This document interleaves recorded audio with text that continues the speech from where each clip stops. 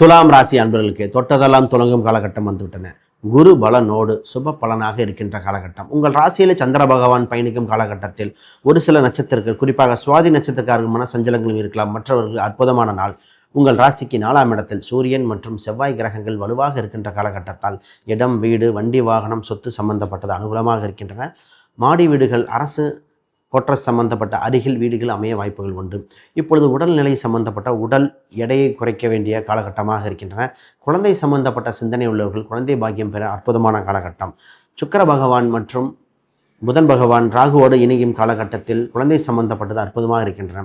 தொழில் வளர்ச்சி அடைய புது யுக்திகளை கையாள வேண்டும். விளம்பரங்கள் கொடுத்து வளர்ச்சியடைய வேண்டிய காலகட்டமாக இருக்கின்றன. தொலைந்த பொருட்கள் கிடைக்கின்ற காலகட்டம்.